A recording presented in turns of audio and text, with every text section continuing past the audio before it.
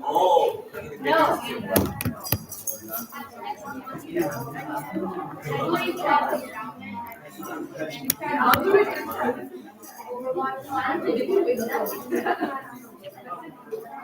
Can everyone please find a mat to sit on so we can get our TED Talk started?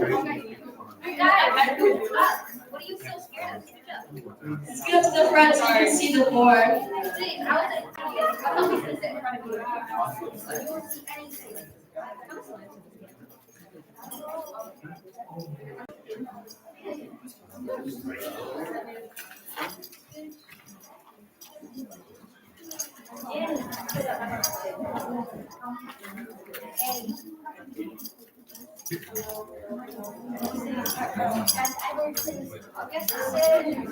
Right here. I'm not so fast. I was surprised at the community. Wait, oh my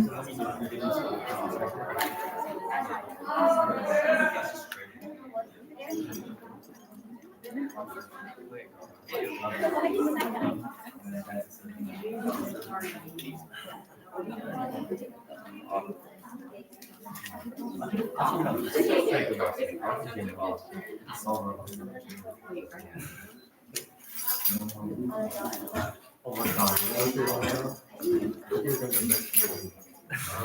I read 4 seasons. I should have found out before I posted this. It probably gives us some services to help me. I love no,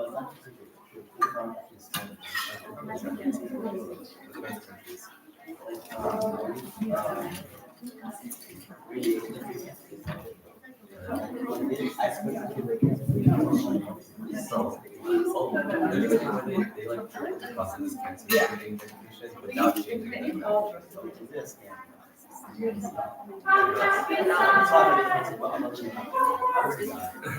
but we're not doing it. I honestly can't do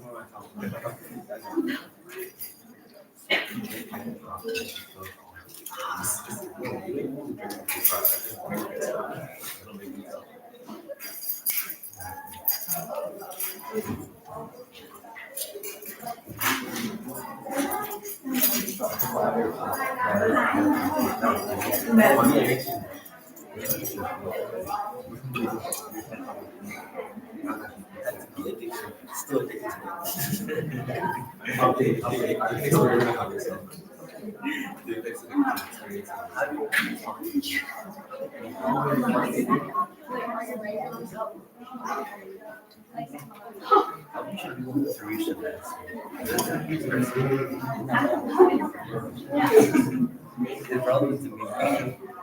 Yeah. Don't start.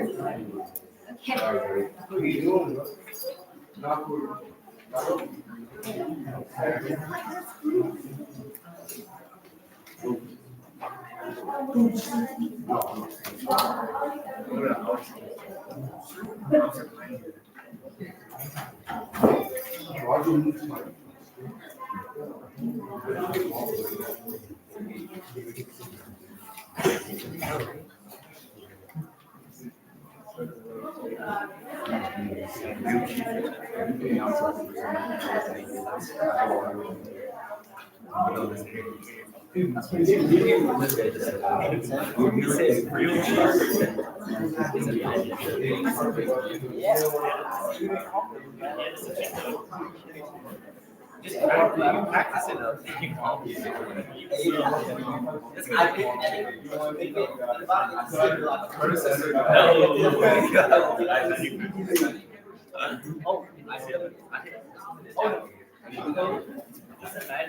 Or what's on the that's just Spanish. I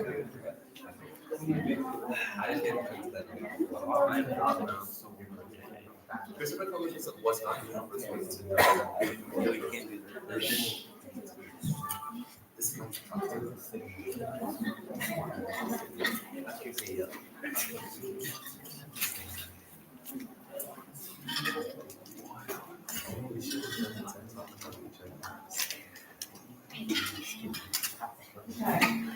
All right, Welcome everyone. So I'm really excited to introduce our TED Talks, our CSS TED Talks today. We have 8 youth presenting. We have 6 presentations today, and they've all worked really, really hard over the past summer to research, come up with their ideas, and practice their talks for you guys. They're on a wide range of topics, from like personal skills, school skills, personal interests, and general life skills and life things in general. And so it's going to be really fun and informative for you guys to watch. And just as a reminder, please give all of the presenters your utmost attention when they're talking, and lots of encouragement, and the platinum rule, like treat them how they want to be treated. So just be encouraging and be attentive when they're speaking. So we're gonna first start off strong. Our first pair of presenters is gonna talk about something that a lot of us need a lot of more of in our lives, which is kindness. And they're gonna be talking about how and why it affects us in our lives, and how we can give it more and receive more from others, and how that affects us in every part of our lives. So without further ado, please welcome Alice and Isabel.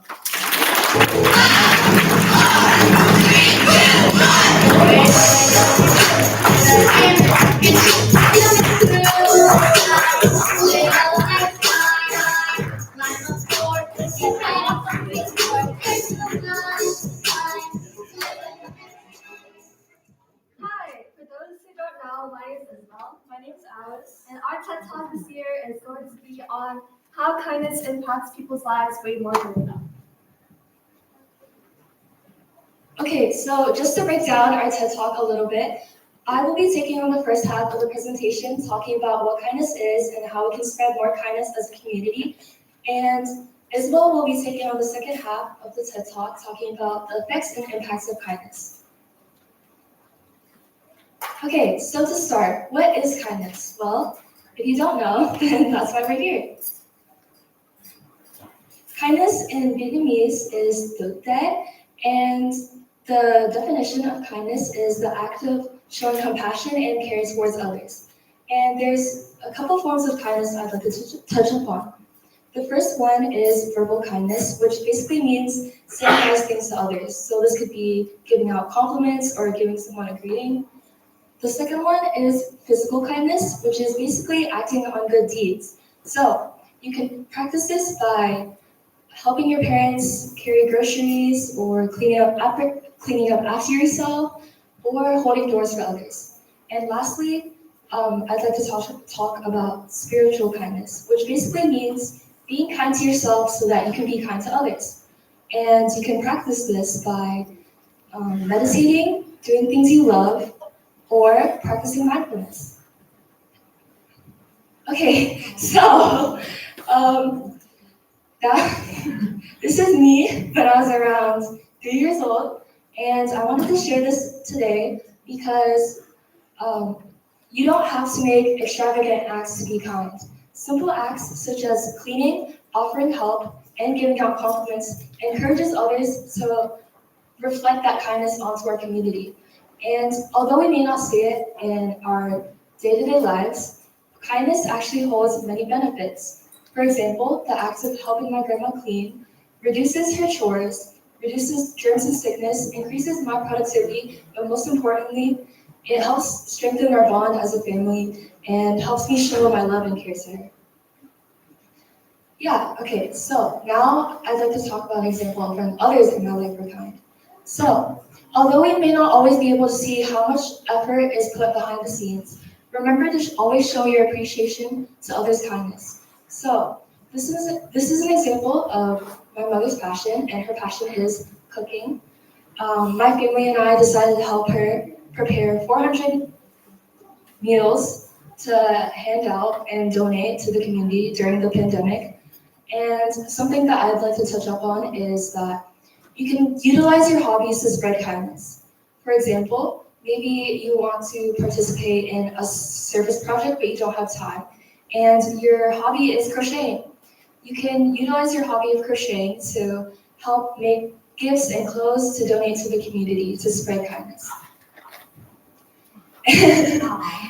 If you didn't know, kindness actually ties into karma, and if you don't know what karma is, it's the relationship between a person's actions and the consequences between those actions, which in simple words is just cause and effect.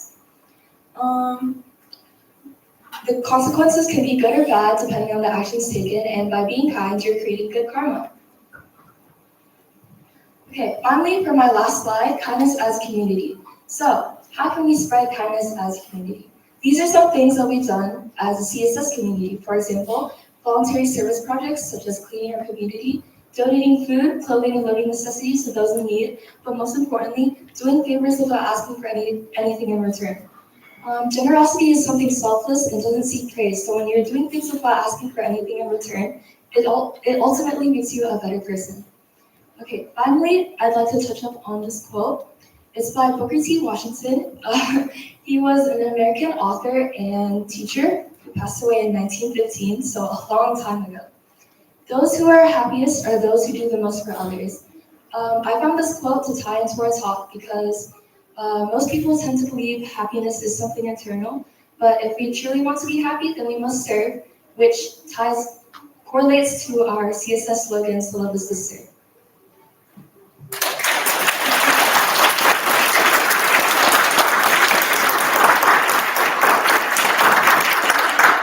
Thank you, Alice. Now that Alice has kind of gone over examples of kindness and what kindness is, I'm going to be elaborating more on the effects and impacts of kindness in our everyday world. So why does kindness really matter? And here you can see a diagram that I made, and to basically depict that kindness really is everywhere, way more than you know.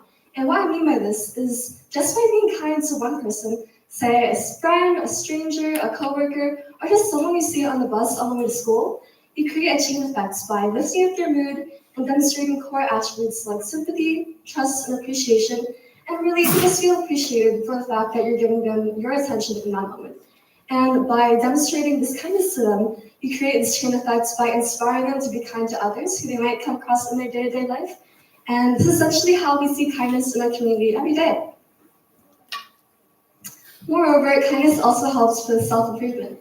And what I mean by this is that by being kind to others, we also learn to support our self-esteem, meaning that we're able to grow ourselves into knowing that we're a good person and further our morals such as sympathy and trust and appreciation for others around us.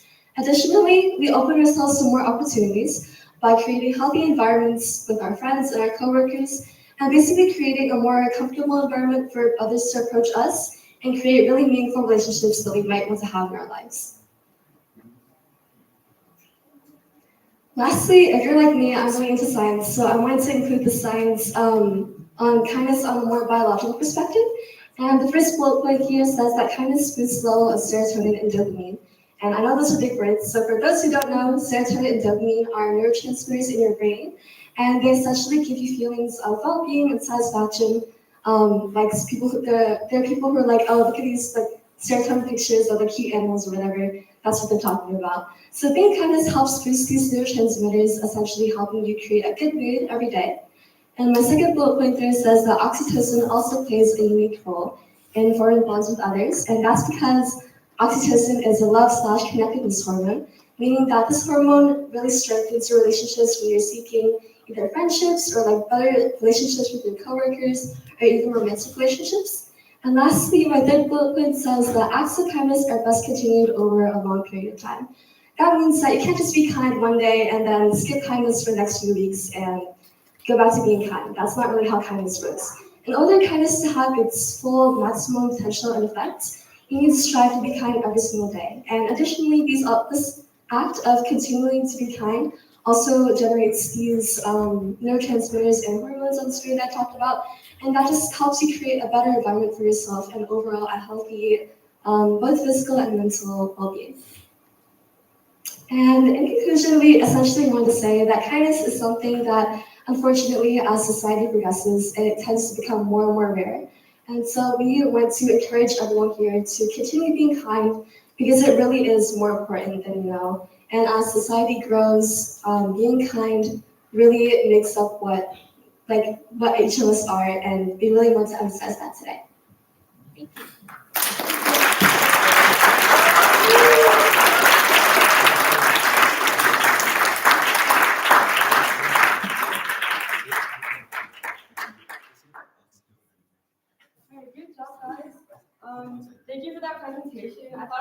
very interesting and informative, and I hope we all can apply some parts of this into our daily lives to spread more kindness around.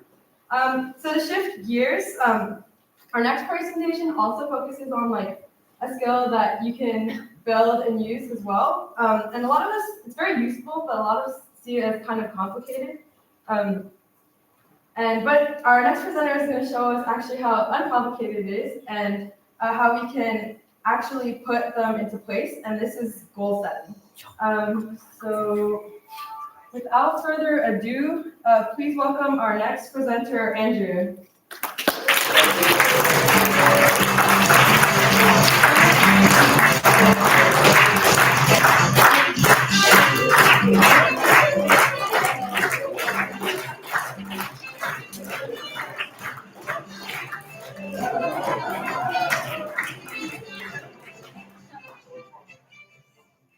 All right, everybody.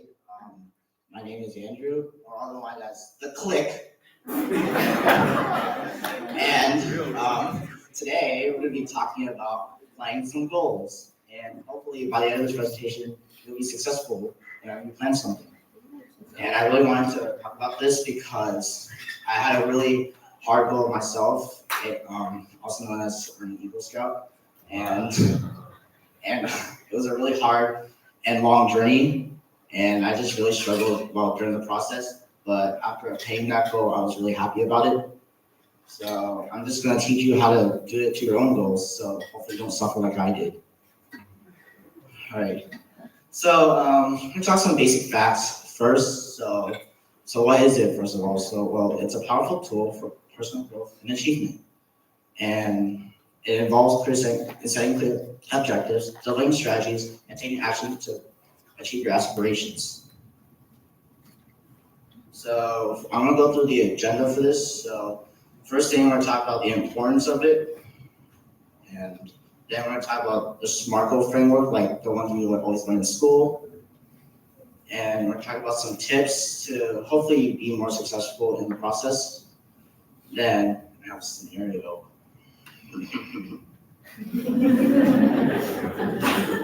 All right, so like I said, you're going to ask yourselves, why is this important? Well, setting personal goals increases self-motivation by giving you something to strive for, which allows you to reach your full potential and not be a dirtbag. No, I'm still talking. Back. Okay. Next, it enhances productivity by teaching you time management skills and how to prioritize certain tasks and level of importance. And it also provides a greater sense of accomplishment because it lets you work towards something and have a sense of fulfillment and satisfaction when you complete it.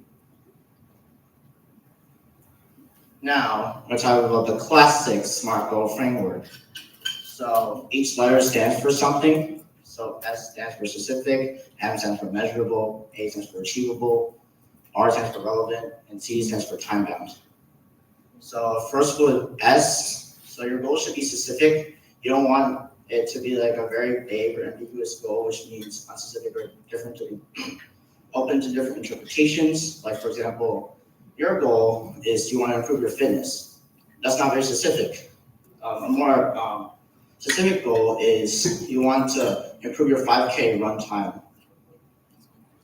And that measurable, so you want to use quantifiable metrics in your goals, like numbers.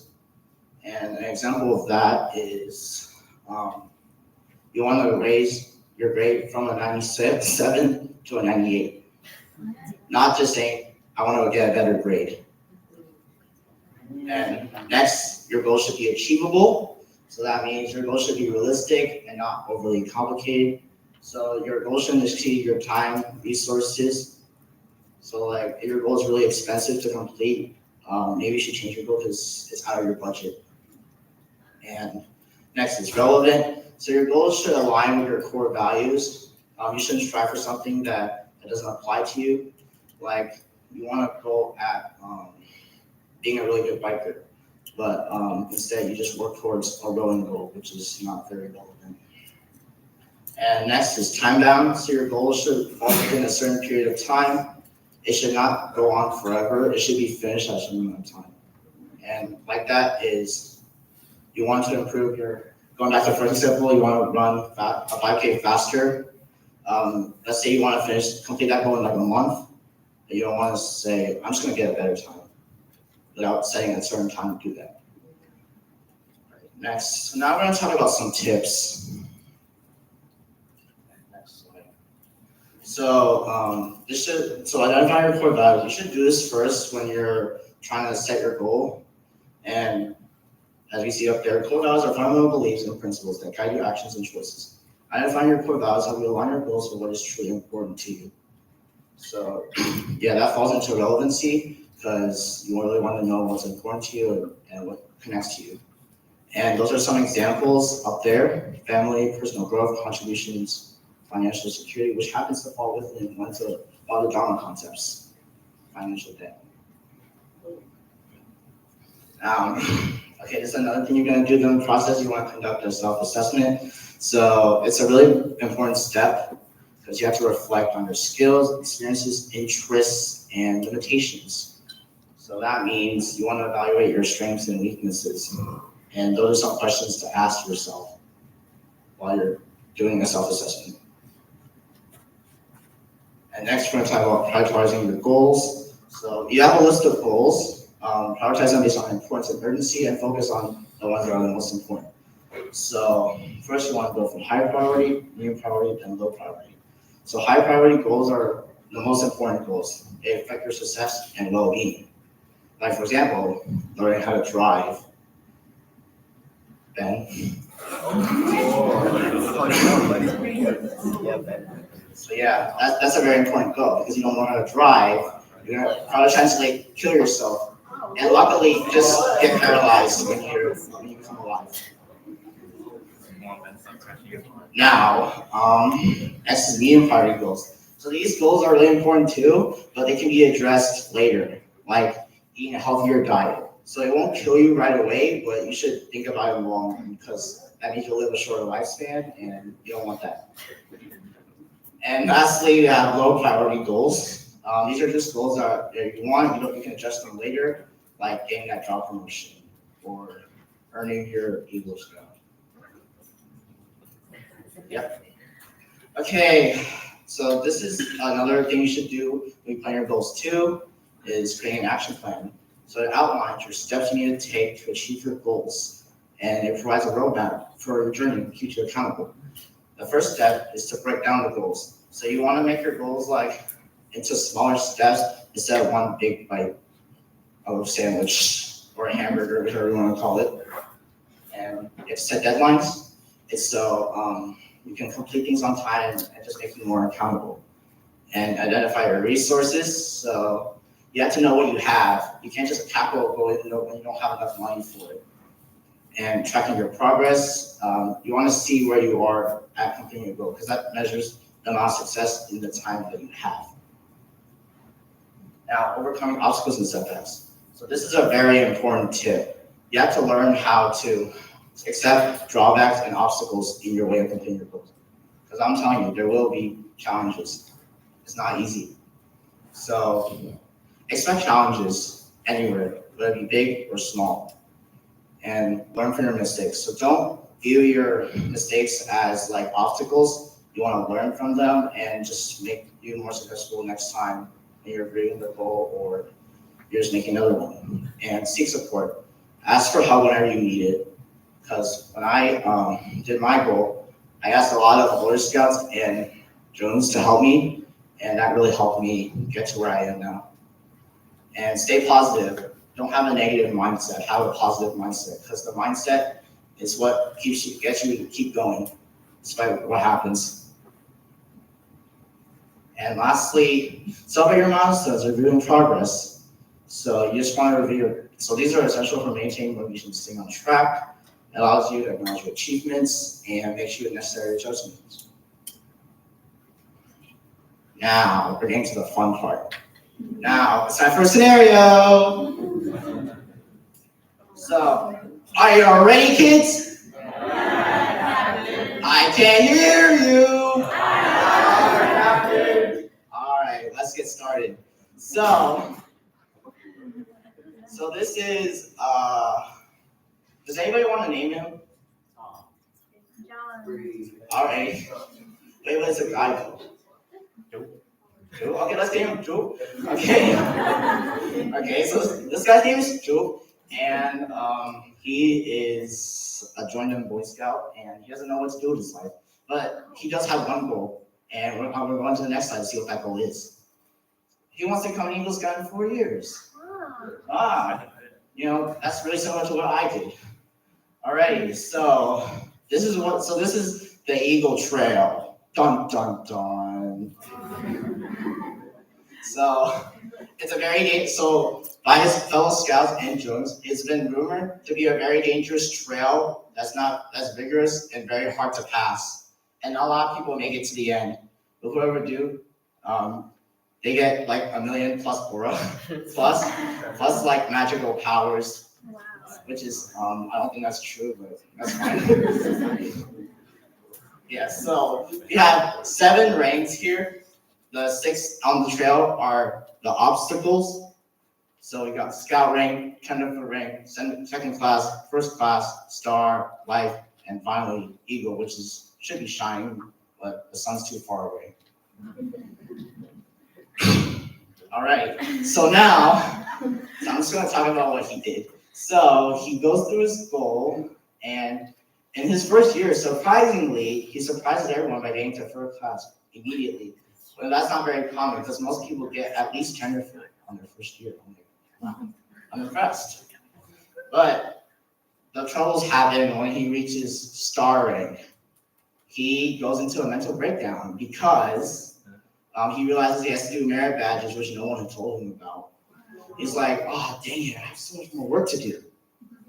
So, but he learns how to overcome those obstacles and not let that stop him from completing his goals. So he regains the motivation and keeps going.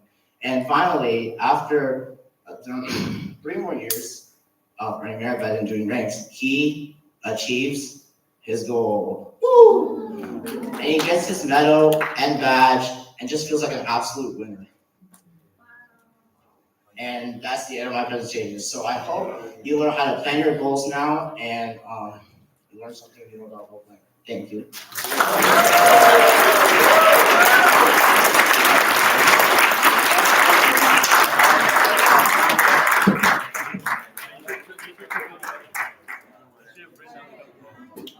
Thank you for that presentation, Andrew. Thank you for breaking goal setting down and showing us how uncomplicated it can be. So for the next presentation, it's also based on like another personal skill, and it's actually needed in the goal setting process that he talked about, because without it, you can't really achieve your goals, and that's discipline.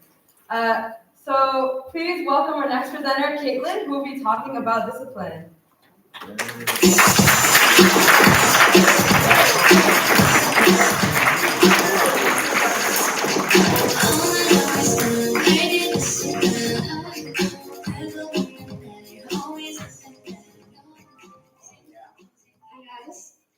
My name already, I'm Caitlin, and today I'm talking about discipline.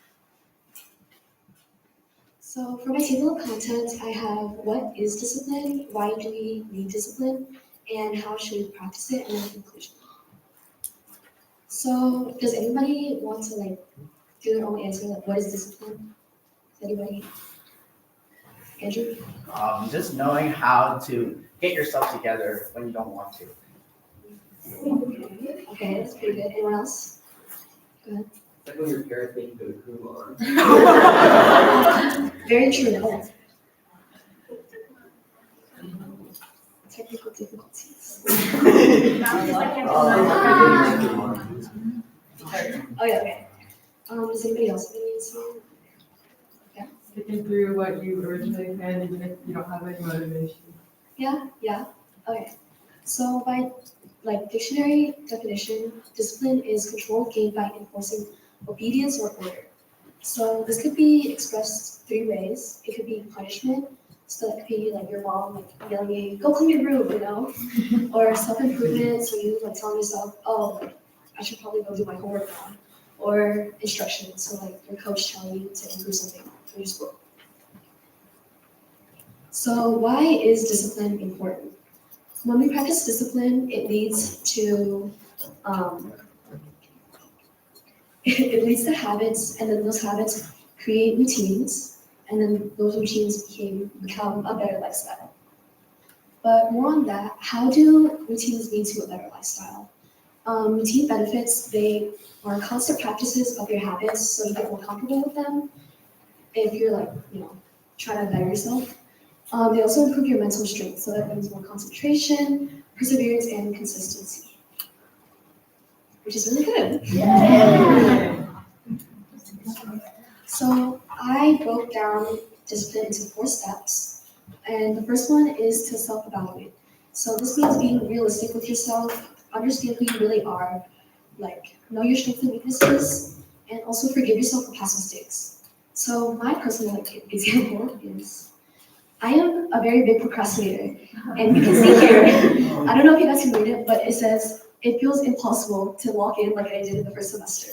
And this was like January of this year, so after winter break, I was like, I really can't do work. I was like barely touching my homework, and I told myself, okay, I really need to change because if I don't, I'm gonna fail. So this is also me working at 3 a.m. on a math project that I was due the next day. So don't be like me. And then step 2 is to plan for the future. So this means making goals and execution plans and creating new habits. So for the parents, all the moms who don't want to leave them out, you can make diets, meal prepping, or schedules to keep yourself on track, or anything like that, just to keep yourself in check. And step 3 is to make changes. So this means removing temptations, assessing your environment, and creating a better mindset. When I say remove temptations, that means like if you want to eat better, that means no junk food, no candy, none of that. Or if you know that you're not going to study, try to keep yourself away from like games or like your desk or like anywhere that could distract you. Assessing your environment also means like if you know you're not going to study in your room because you're just going to be laying in bed, like you can try working at like the kitchen or the living room. Me personally, I like going out to like cafes or libraries and studying with my friends. Creating a better mindset means to be positive. Don't try to pull yourself down, being like, oh, I know I'm going to be today, and that's just going to hold you down. So try to keep a positive mindset. And number 4 is to practice. Like my mom always told me, she always told me, if you fall, always try to get back up, and like don't give up. And as annoying as that is, I know that she's right, and like she's just trying to better me. And leniency also is really good.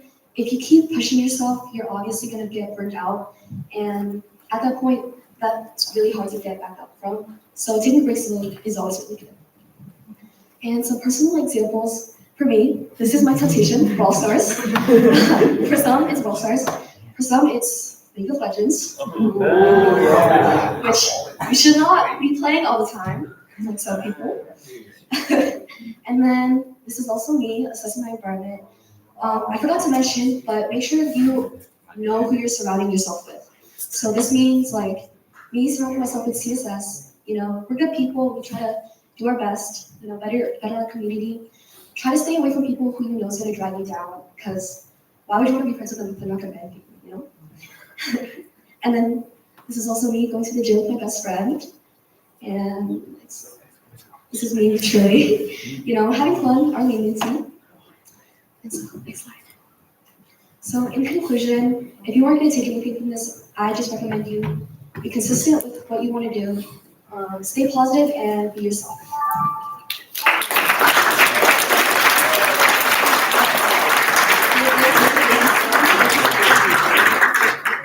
Does anybody have any questions?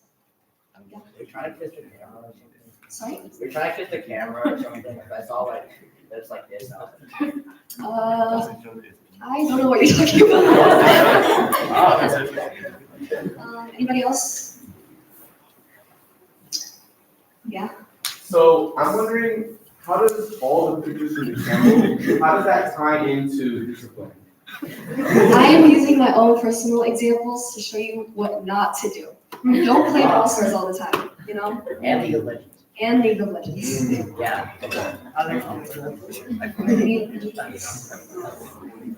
Okay, thank you.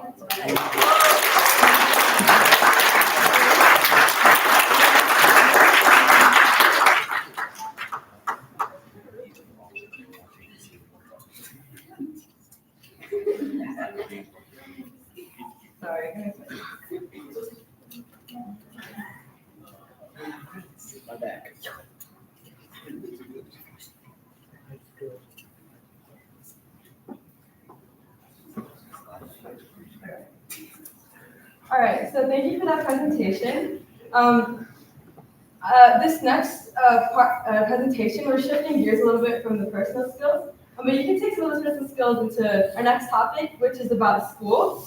I know it's coming up really quickly, unfortunately. And in school, we have a lot of different teachers. We have some good teachers and some like really bad teachers, but we don't have any control over who we get, unfortunately.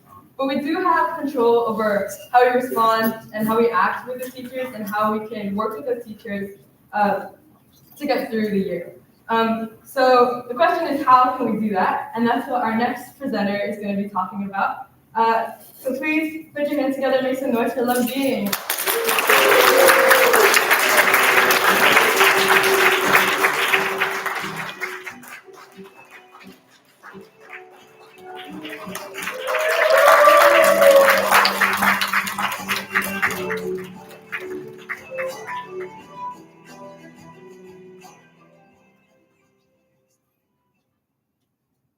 Hello everyone, my name is Lambia, and like all of you, I will be starting a new school year soon. Personally, one of my biggest worries, and I believe will be the same for most of the students here, are the teachers that I will have. Because of course, everyone wants the easy teachers and like the nice teachers, and we try to avoid the hard ones.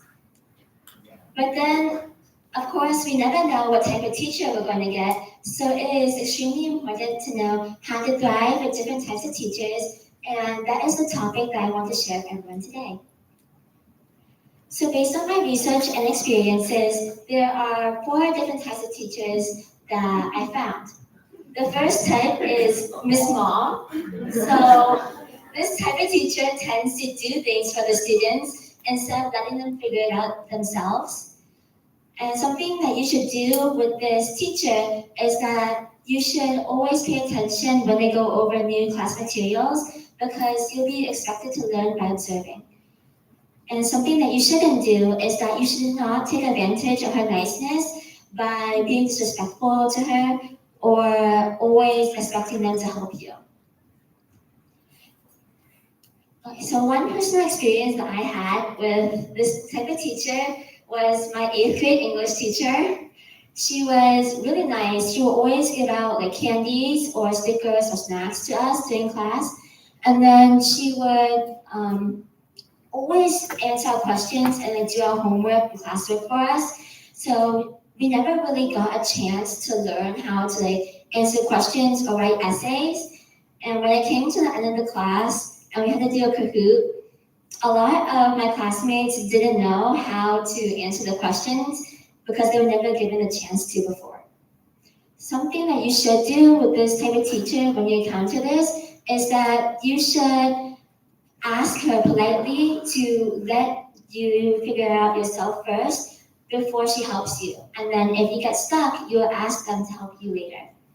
Next. The second teacher is called the boss. And this teacher clearly explains lessons and how to do things.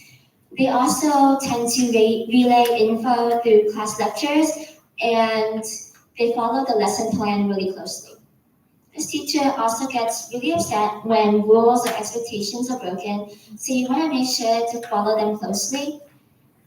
And you should always ask this teacher for help when you need it, even though they may seem intimidating or scary, but you should always stick with it and ask them for help. Right, so one experience that I had with a boss teacher was actually my 7th grade math teacher. And I know Ashley also had the same teacher. So this teacher on the first day of school, he was frowning during the whole entire class when he was going through like the rules and expectations. And I was really scared of him. I was scared to ask him questions throughout the year. But then the next week or two, I got to know him better by asking him questions about himself and talking to him during class. And I found out that he was actually really nice inside, even though he always frowns. But I found out that he was willing to help me no matter what. So something that you should not do with this teacher is that you shouldn't assume right off the bat that he's like, oh, that this teacher is like mean or strict, or that he isn't gonna help you, like I did, because most of the time they will help you in the end, because that's their job. And also, I also want to point out that this teacher is probably one of the most common teachers out there. Just FYI. The third type of teacher is called the speed racer. So this teacher tends to like relay info really quickly, and they give a lot of challenging projects and assignments and homework. And something that you should keep in mind is that you shouldn't get frustrated, or that you like cannot catch up with the work, that you're so behind, or like worse, that you give up, like that bear. Instead, you should like ask the teacher to slow down when she goes through information, and like ask her for help when you need it. So, an experience that I had with this teacher was my 8th grade science teacher, and she thought that it would be a really good idea to learn everything really slowly until the SOL. So 3 weeks before the SOL, she had to cram in 7 units and 7 labs and tests into those 3 weeks. And she was stuffing in like 2 units and 2 labs into every class. And each class is only like an hour and 90 minutes. And wait, an hour and 30 minutes actually. And like you have to really pay attention during class and keep up with the workload and ask her for help, or else you're gonna fall behind and do really bad as well. So something that you should also do with this teacher is that you should stay after school and ask her for help if you feel like you're falling behind. And when you do this like multiple times, this will probably like, it'll give her a signal that she may need to slow down when she goes through class materials. Because if multiple people are asking her, or one person is asking her like multiple times, then she may realize that like, oh, I may be going too fast. This is also this one and the last one are the 2 most common teachers out there. Right. And the last teacher is called freestyle. So this teacher loves to brainstorm, and they teaches by like asking questions, and it's really important to share your opinion to this type of teacher, because that's how you'll be expected to participate and learn.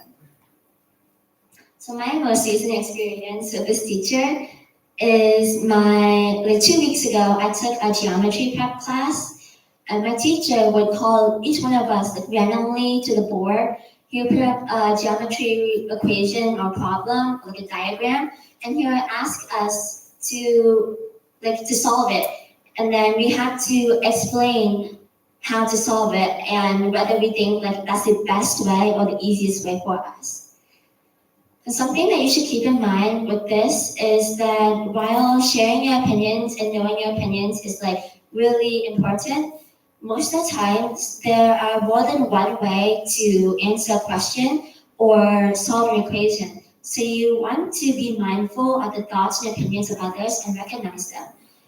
Because like I said, there are more than one way to solve things. So in conclusion, worrying about what type of teacher you're going to have doesn't really help you that much, because it doesn't matter what teacher you have. What matters most is the attitude that you have towards like the learning. So like you always want to maintain a level of respect and understanding for like what you're learning, and you never want to come off as arrogant or bored. So like in the end, as long as you pay attention and like, you study hard during class, everything will be okay. So here are 2 quotes that I found interesting that ties into my topic. So the first one is, teachers can open the door, but you must enter it yourself, by a Chinese proverb.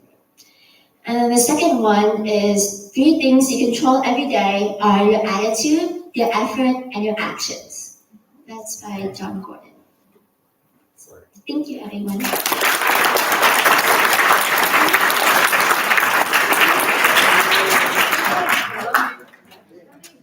What type of teacher do you feel like you work best with? Politician. Okay, personally, I feel like I learn best with either a boss teacher or a speed racer. They're probably the hardest, but I feel like they work best for me personally because I don't really like brainstorming that much because it just wastes a lot of time personally, and I don't have that much time to complete my work. And then with the mom teacher, you never get to know actually what you're learning because you never get to do it yourself. That's a good question. Does anyone else have any other questions? Thank you.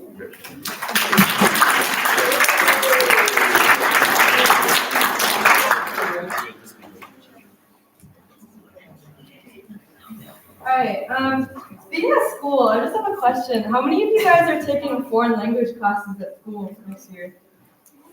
Okay, okay, a couple. So working well with your language teachers is definitely going to be really critical for next year for doing well in your class and your language learning. But there's also a lot that you guys can do outside of the classroom on your own to help you learn a language better. So how many of you guys, just curious, do that, do more outside of school? Okay, all right. So then this presentation will probably be really helpful for you guys. So it's gonna go through a lot of that kind of stuff, how you can learn a language more on your own and how it can be really fun and really meaningful. So without further ado, please give it up for our next presenter, Madison.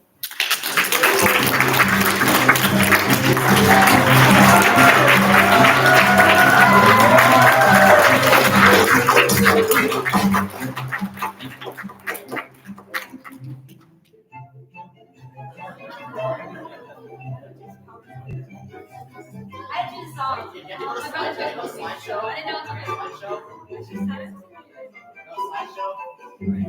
Sorry, I don't. And then just keep going. Hi, everybody. I'm Madison, and I'll be presenting on what I've learned learning the different languages and why you should also learn a different language. So my experience. So I am Vietnamese American. So at a young age, I know Vietnamese and English. My parents, they put me into classes, and I wasn't half good, but I definitely did a lot of work, and it was a lot very meaningful. And I also took Japanese in high school because I wanted to watch anime that's the subtitles at the bottom, and I wanted to watch it in its organic form, and listen to the originals. Yeah, that was my experience.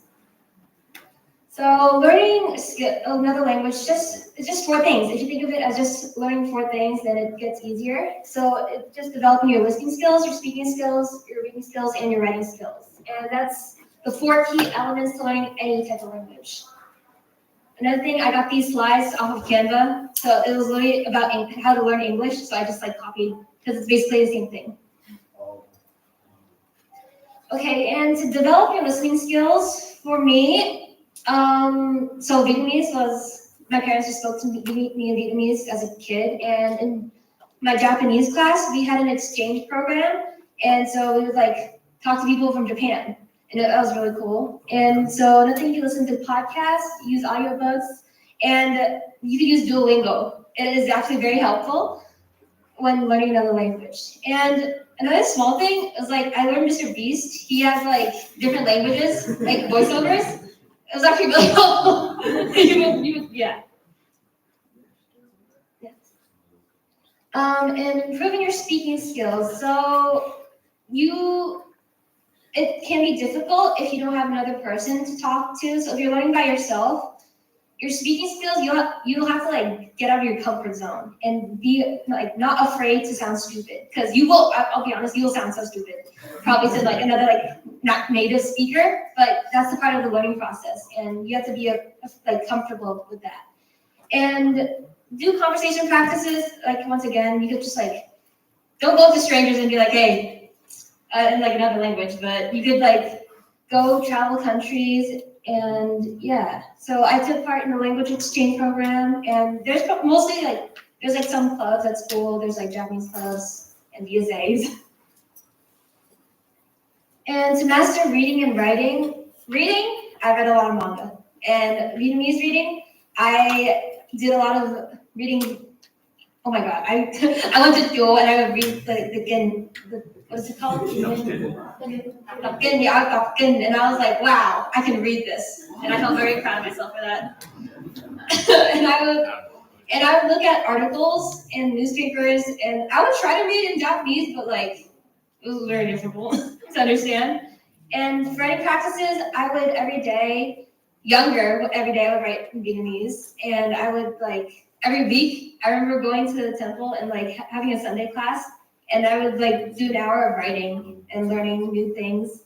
And yeah, I remember summer schools too. I would write essays. Like I was in UIA school and it was very, very fun. We would learn Vietnamese with my friends, but I remember not doing a lot of homework. So you guys should do your homework if you want to learn languages. Yeah, so in conclusion, learning another language is also learning another culture. So if you learn another language, then you just learn more about the culture too. And I'm just gonna read it. In closing, let us continue to welcome this journey with an undying enthusiasm for learning. And speaking a language is not just a skill, it is a wide open window to a world of knowledge and opportunity. And okay, so this is the interactive part. Who here knows one language? Everybody shout their hands up. We all know English. Okay, who here knows 2 languages? Okay, how about 3? Learning, okay. How about 4? No one's a polyglot yet. It's okay. I don't know 4. I know 3. Well, if you count like Saint Nola, but yeah. And so, anybody want to share their experience when learning another language? It's okay. I'm just talking. Okay. Yeah, I'm taking Spanish in school, and in school class is kind of boring, but I found like if you go online, there you can kind of learn whatever you want, listen to whatever you want, so it's more fun, more personal. Yeah. Okay, Justin? I remember going to Vietnamese school when I was little, and then the best part about Vietnamese school is when you go in, and then there's like a top quiz, and then you have to do like dictation. Oh my god, yes! And the teacher, they would read like paragraphs, and you have to just jot it down and write. Oh my. That's just brought it back to your memory.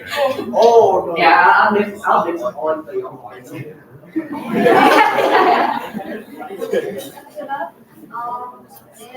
I started learning Latin in middle school, and then I took it 3 years until freshman year. And Latin is like a dead language, right? So I could like walk up and like find some random old like Roman dude and start just speaking Latin. So I was a little disappointing, but yeah, I ended up like stopped doing Latin after freshman year. Like I got tired of the derivatives and like all the conjugations. But your TED Talk was very inspiring, so I might like get back into it. Yeah, or you should go learn another language. You can speak. Yes. Okay, so I took Spanish my freshman year, and I'm still taking it now. So I was just doing like a benchmark practice, and I was struggling to answer the questions because I couldn't understand the questions that she was saying in Spanish. Then she gave me this tip, instead of like reading a list of questions and just know how to answer them, just like do a bunch of practice, like randomized questions. Yeah. So, you know what? Yeah, that's a good idea. And now I'm doing good in Spanish. Or you listen to Mr. Beast, I only watch his English videos. Yeah, you watch the Spanish numbers? No. Yeah. And next slide, I think I have another one. Oh, that's it. So any questions? Yes? What's the best way you found to learn kanji? To learn kanji, okay. Pretty difficult, right? It's like completely different. It was very difficult. So my teacher, she would give us like thick packets, and I would like, it was just like when we were like in the dining hall, it was literally just that, with like different kanjis. And the best way is to just keep using it in context that you know. So for words that you don't use often, they can be used in like other contexts, so it's still nice to learn them. So just practice writing them and practice saying them. But the thing with kanji is there's like different ways to say it too. So I was just like, okay, it's like in this context, it says it like this. But in this context, it's like, I don't know. Yeah. Okay, based on my presentation, how would you characterize your teacher? My teacher. Your Japanese teacher.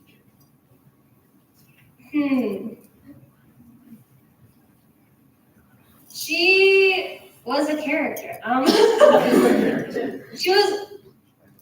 She She was small and loud. That's all I remember. She was like the boss. She was very strict, but when it was like, she was very, very helpful though. Yeah. And yeah, that's my presentation. Thank you for listening.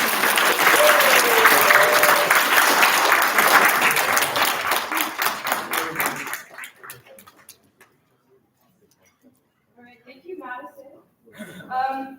So for our last presentation, it's going to be talking about one also, just like Madison's like very universal thing that everyone can use to communicate. This is a thing that everyone in the world does, and that's apologize. But so our next presentation is going to be talking about apologies, but specifically how to do them correctly. Because too often, a lot of us give very like insincere, half-hearted apologies. So the next presentation is going to call us out and tell us how our apologies are wrong, and then how we can fix them in the future.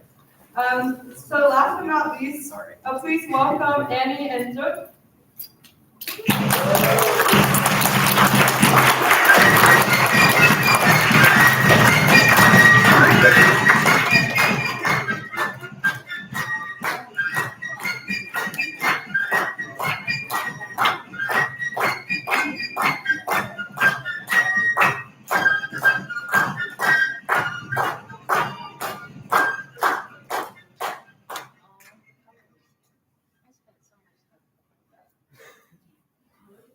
Because it looked ugly. No. So first of all, I did not consent to a Yankee Doodle fight. I mean, I'm not complaining, but Whoopsies. This is a TED Talk on how to apologize by me and Joe. I did not pronounce that right. So we all coming to terms with your faults. We all have done something that warranted an we've all have done something that warranted an apology, whether it was bullying, cruel actions, or hateful vengeance. Regret and guilt almost always follow. So you have to remember the time when you were motivated by anger to say or do something that was hurtful to a friend or family member, and then you need to evaluate yourself and then come to terms that you were wrong and what you did was never right in the first place. So there are 4 steps to apologizing. Oh, there's 5. The first one is recognizing that you are wrong. And it's really hard because I'm not gonna lie, we have our own egos and our pride, and sometimes we're insecure about how others will think of you if you're wrong. It's okay, we're all imperfect.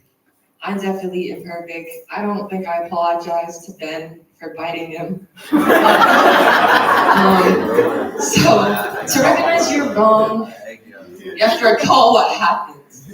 And it's hard because when we recall what happened, we're only thinking about ourselves. So we want to think about the situation in third person, like you're reading a book.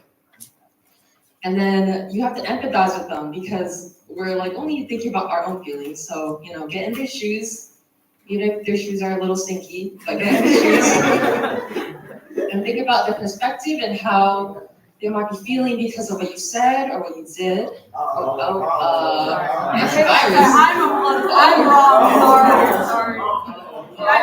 Oh, thank you, Phil. You need humility to know that you're wrong because, to get rid of that ego and everything. That's why, if you're Buddhist and you meditate, you're trying to, get rid of your ego. That's good. So don't apologize just to get it over with. You need to, make it genuine and realize that, we're not perfect. And you need to explain what you did was wrong. First, you need to take responsibility and say that it wasn't someone else's fault, it was your fault, and what you did was wrong. And explain without excusing your behavior. So you need to tell it as it is. Don't tell it and then dance around the bush. You have to go straight for the jugular. Validate the other person's feelings by telling them that they didn't deserve what happened, and like these things that would happen. And avoid vague wordings like I'm sorry for what I did. Like, what did you do? and it's important to not just apologize and move on like nothing happened. Or I like the Vietnamese version where it's like, "Nó xin lỗi cho có."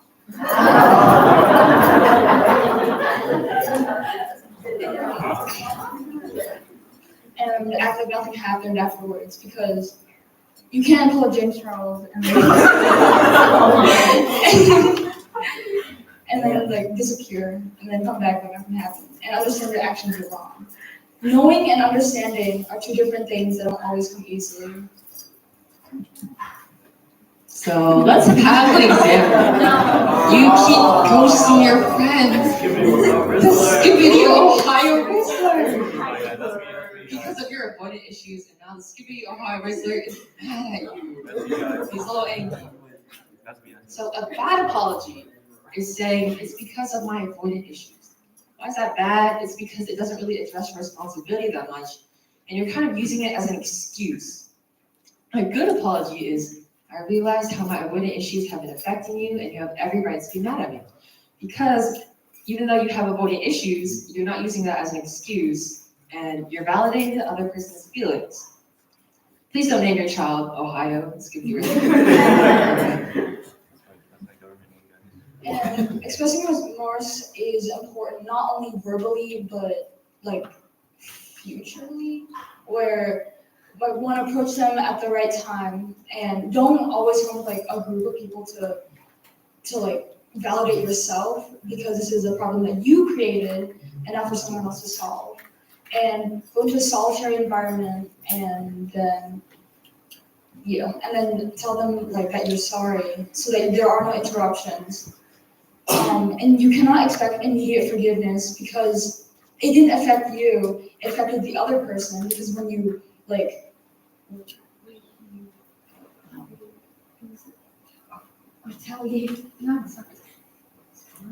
reminisce.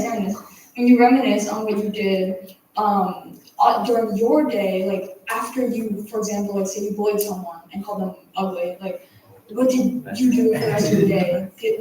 Was your day regular? Did it just continue like normal? Like, and now you have to figure out, like now you have to like put yourself in the other person's shoes, and like after being called ugly, how would you feel, and how would your day go at like 9 a.m. And like and expecting an immediate "I forgive you" like just makes to make yourself feel better only tells the other person that you didn't really mean it. You just like it just feels like the other person was probably told to go and apologize and didn't do it out of like good intention. There you go. And tone and word choice is important. A good formula for an apology is being genuine, taking responsibility, validating the other person's feelings, expressing remorse, and future improvement. So an example is your mom told you to give the last cookie to your friend when you're eating at cookie time, but you know what? You're like, nah, I'm a big kid, so I can eat cookies. So these are two bad apologies. Is the first one, I'm sorry, but you should have told me. Well, I mean, it's kind of stupid because your mom told you, but like, it's not. You're not taking responsibility. You're just excusing yourself again, and you're not validating the other person's feelings. Another bad one is, I'm sorry for whatever happened, but you know what happened, and also you're not taking responsibility. So a good apology would be, I'm sorry for taking the last cookie, even though my mom said that you could have it. What I did was wrong, and I have no excuses for taking your food. I promise to never take your food again unless you allow it in the future, and hand the cookie back, and then wallow in your shame. The fifth step is to offer amends. Ask the person if there's anything you can do for forgiveness, because like if you took their stuff and give it back, or if it's not that simple, like if you hurt their feelings or anything, you can't give back their feelings. So ask them if you can do anything to help them feel better. Yeah, it's, getting them food is something they like, or like crocheting them gifts or anything like that. Wow, okay. But for bigger ones like physical fights, you have to express true remorse and turn yourself in because you can't just get away with it and then expect forgiveness. That's not really how you say sorry. Improve yourself mentally and emotionally to avoid poor rigid apologies. Because again, you can't really be vague. You be specific and take responsibility. And remember, word choice and tone is important. Because if you're telling them in a really goofy tone, it doesn't sound like an apology.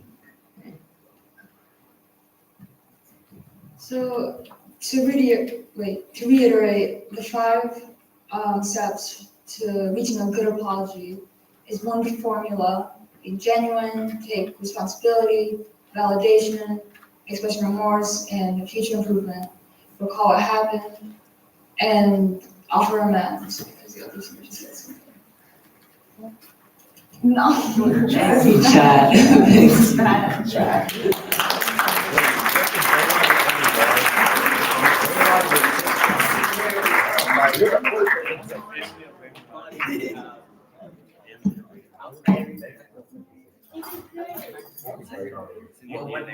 Alright, so that's it for our presentation today. So can we give one more round of applause for everyone?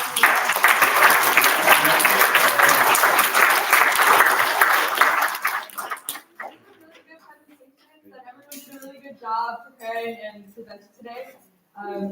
So we have 15 minutes until lunch, right? So I guess we can just chill in here before. I can explain the schedule for the rest of the day today. So right now it's 12:15. So at 12:30 we're going to head over to the dining hall to eat lunch. And we'll have a little cookie time after. And then from 2 to 3 and then 3 to 4 is Academy's 2 presentations. So we'll be back here in Walker Hall for that time. After that, we'll have a Jeopardy game done by our own CSS youth here. And then from 5 to 6 is outdoor fun activities, which is we have a volleyball, nets out there for a volleyball tournament, and then we have badminton for the parents and the youth as well. And then at 6 is dinner, we have our evening walk, and then meditation tonight. And then manhunt.